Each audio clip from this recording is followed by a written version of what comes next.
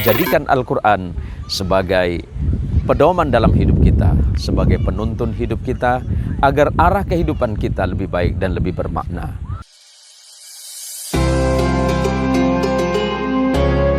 Bismillahirrahmanirrahim. Assalamualaikum warahmatullahi wabarakatuh.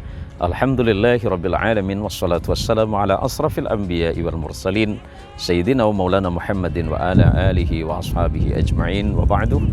Saudaraku sekalian yang dirahmati oleh Allah Subhanahu wa taala, para shaimin shaimat yang berbahagia. Saat ini saya berada di pelataran Masjid Agung Al-Falah, Kabupaten Mempawah. Masih dalam suasana di bulan Ramadan, di hari yang ke-10. Semoga puasa kita diterima oleh Allah Subhanahu wa taala dan menjadikan kita sebagai pribadi yang lebih sabar, lebih beriman, bertakwa, serta ikhlas di jalan Allah Subhanahu wa taala. Sebagaimana yang kita ketahui bahwa Allah menurunkan Al-Quran di bulan Ramadan Karim, maka pada hari yang mulia ini, di bulan yang mulia ini, saya mengajak kepada pribadi saya dan kaum muslimin untuk kembali mencintai Al-Quran. Sebagaimana diberikan oleh sahabat Abi Umamah Al-Bahili radhiyallahu an, bahwa Rasulullah Muhammad sallallahu alaihi wasallam pernah mengatakan, "Iqra'ul Quran, bacalah oleh kalian Al-Quranul Karim, fa innahu ya'ti syafi'an yaumil qiyamah li sahibihi."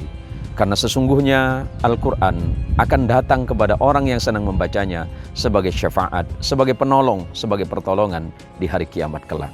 Al-Quran diturunkan oleh Allah Subhanahu wa taala sebagai basyira wa nadhira, sebagai pembawa kabar gembira dan kabar ancaman. Oleh karenanya, setiap orang-orang yang membaca Al-Quran, maka Allah akan mendatangkan pahala bagi dirinya. Allah turunkan ketenangan, Allah turunkan kebahagiaan dalam hidupnya. Barang siapa yang hidup dengan Al-Quran, maka Allah akan jadikan hidupnya lebih berharga dan lebih bermakna. Bukankah Al-Quran sebagai petunjuk bagi orang-orang yang bertakwa? Allah mengingatkan di dalam Al-Quran, Alif Lam Mim, dzalikal kitab la raiba fihi hudal lil muttaqin. Bukankah Allah Subhanahu wa taala menurunkan Al-Quran sebagai petunjuk bagi orang-orang yang bertakwa kepada Allah? Bukankah orang-orang yang berpuasa adalah termasuk orang-orang yang bertakwa?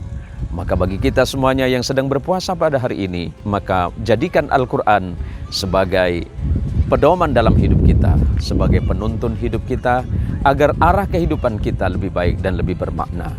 Rasulullah Muhammad sallallahu alaihi wasallam, kehidupannya adalah kehidupan Al-Quran. Sahabat Rasulullah sallallahu alaihi wasallam, kehidupannya kehidupan Al-Quran. Dan kita semuanya umat Islam hendaknya hidup karena Al-Quran. Maka barang siapa yang hidupnya senantiasa bersama Quran, maka Allah jadikan kehidupannya lebih baik dan lebih bermakna. Lebih-lebih kelak Allah akan mengumpulkan kita bersama orang-orang yang mencintai Al-Quran, dan Al-Quran Allah jadikan sebagai penolong bagi kita di yaumil qiyamah. Saudaraku sekalian yang dirahmati oleh Allah, para shaimin shaimat yang berbahagia. Alangkah indahnya hidup jika kehidupan kita dalam rumah tangga kita, dalam keseharian kita, dalam amaliyah kita, bahkan dalam setiap gerak-gerik perbuatan kita, dan perbuatan kita dimanapun kita berada, hendaklah mengacu kepada Al-Quran. Karena barang siapa yang menjadikan Al-Quran sebagai pedoman dalam hidupnya, dia tidak akan pernah bersedih selama hidupnya, dan dia tidak akan pernah menemukan kesulitan dan kesusahan dalam hidupnya. Karena Al-Quran adalah solusi atau jalan keluar dari setiap persoalan kehidupan ini. Oleh karenanya, saudaraku sekalian yang dirahmati oleh Allah, mari jadikan bulan Ramadan kita senantiasa dipenuhi dengan bacaan-bacaan Al-Quran, dengan pelajaran-pelajaran Al-Quran, dan marilah kita senantiasa hidup di jalan Allah bersama Al-Quran.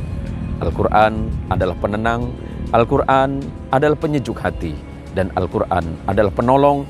Lebih-lebih Al-Quran adalah sebagai syafaat bagi kita ketika kita bersama-sama di yaumil qiyamah, ketika menghadap kepada Allah Subhanahu wa taala.